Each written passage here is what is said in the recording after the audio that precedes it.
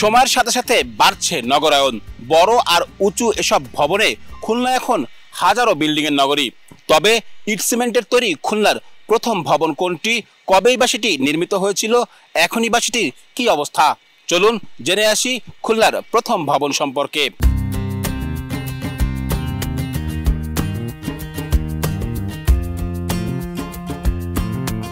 খুলনার রেলওয়ে হাসপাতাল রোডের পেছনে রেলওয়ে মার্কেট ঘেঁষে এখনও দেখা মেলে কালের সাক্ষী সেই কুঠিবাড়ির।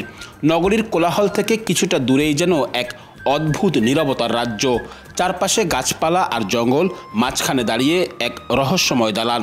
ভেতরে প্রবেশ করলেই অজান্তেই শরীরে ছড়িয়ে পড়ে হালকা ভয়ের শিহরণ। হ্যাঁ, এটাই খুলনা শহরের প্রথম পাকা ভবন।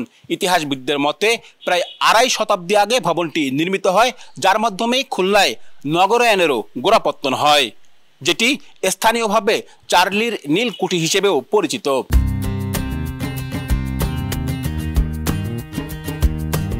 ইতিহাসবিদরা জানাচ্ছেন, ইংরেজ শাসনামলে ১৭৯৫ সালে ইংরেজ নীলকর বন্ড যশোরের রূপদিয়াতে প্রথম নীলের কারখানা স্থাপন করেন।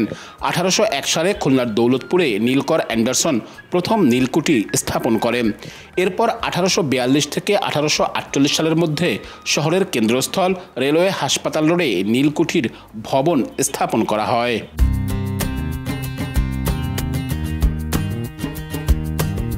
দোতলা বাড়িটি নির্মাণে ব্যবহার করা হয়েছে ইট, বালি, চুনসুরকি, লোহার খাম্বা আর কাঠের পাটাতন, যার প্রতিটি ইঞ্চিতে লুকিয়ে আছে অতীতের ছোঁয়া। ছাদের উপর টালির পরতে মাটির ঢালাই, নিচে হার্ডবোর্ড, এই যুগল স্থাপত্য রীতি যেন জানায় সময়ের সাক্ষ্য। দোতলা বাংলো ধাঁচের বাড়িটিতে নিচতলায় ৪টি আর ওপরতলায় ৩টি কক্ষ।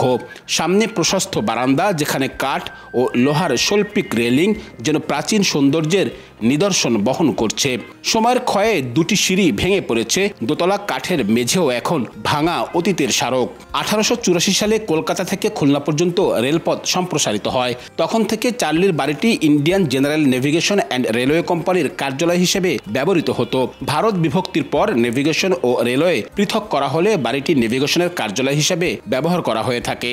অযত্ন আর অবহেলায় দিনে দিনে নিশ্চিহ্ন হওয়ার পথে কালের সাক্ষী আর ইতিহাসের স্মারক এই ভবনটি। খুলনার সচেতন মহল মনে করেন, ঐতিহাসিক এই স্থাপনাটি হতে পারে অন্যতম পর্যটন কেন্দ্র।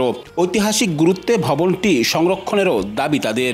এইটা প্রথম পাকা ভবন হিসাবে এবং ইট সুরকির গাঁথনি দিয়ে পাকা ভবন হিসেবে তৈরি করা হয়েছিল এবং খিড়কি জানলাগুলো ঠিক আগের ১০০-১৫০ বছরের পুরাতন যে মডেলটা ছিল সেই মডেলটা এখনও কিন্তু ওখানে রয়ে গেছে।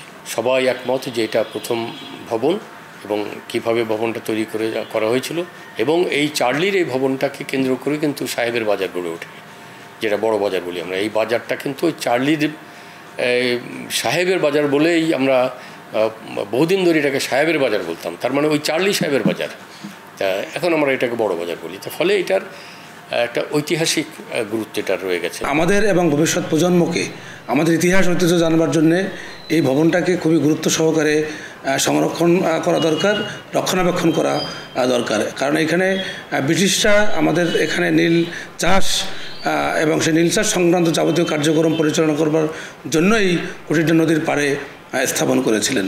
সুতরাং এর সঙ্গে আমাদের এই অঞ্চলের সভ্যতা, নদী নালা, আমাদের যোগাযোগ ব্যবস্থা অনেক কিছুরই সাক্ষ্য সে বহন করছে। ১৯৭১ সালে দেশ স্বাধীন হলে চার্লির বাড়িটিকে বাংলাদেশ আভ্যন্তরীণ নৌ পরিবহন কর্পোরেশনের আঞ্চলিক কার্যালয় করা হয়। চার্লির বাড়িটিকে ২০০১ সালে পরিত্যক্ত ঘোষণা করে খুলনা সিটি কর্পোরেশন। প্রায় ৪৩ শতক জমির উপর অবস্থিত ভবনটি বর্তমানে খুলনা রেলওয়ের নিজস্ব সম্পত্তি হিসেবে রয়েছে। আব্দুল্লাহ আল মামুন রুবেল, সময় সংবাদ, খুলনা।